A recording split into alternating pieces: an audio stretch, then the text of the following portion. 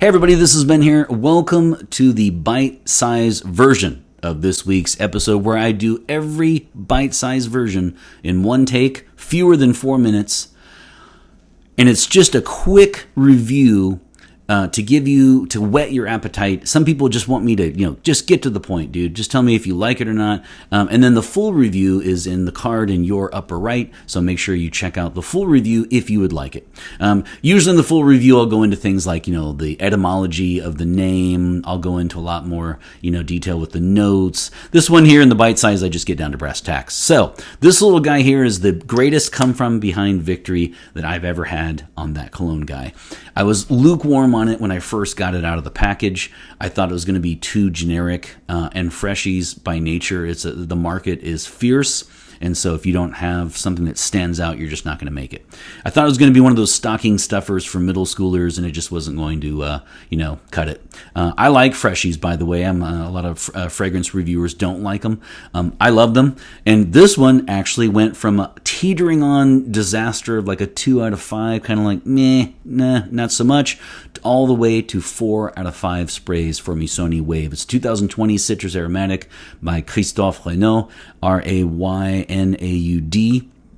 I don't know if it's Renaud or Raynaud. You'll have to excuse me on the French pronunciation. The batch code takes us to March 6, 2024, so it is 1 year old. And the bottle is a 3.4 ounce, 100 milliliter, sent in yet again by subscriber and friend, Brian. So thank you very much for doing that, Brian.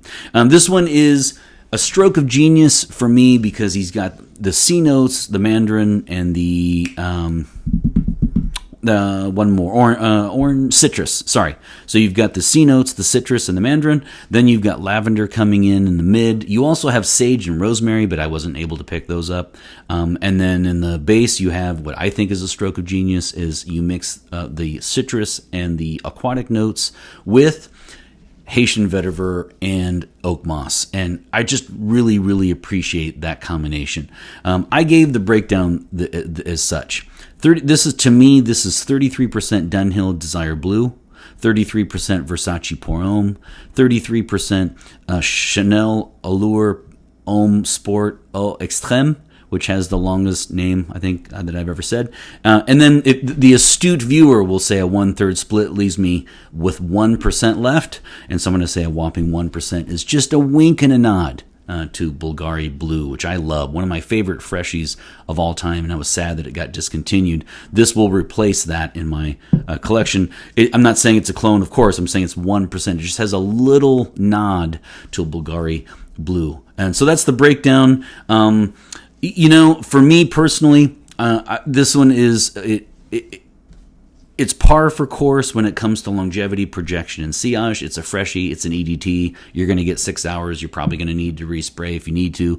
I'm okay with that. I actually like the fact that it kind of lurks close to the skin. This would be perfect for the office, and it is highly versatile. And I just feel like it is a great fragrance for the summer, of course, but also for any time of the year. Thanks for watching the Bite Size. Check out the full review and the card in your upper right earlier, as I said. And if not, either way, I will see you next Friday. Take care, everybody.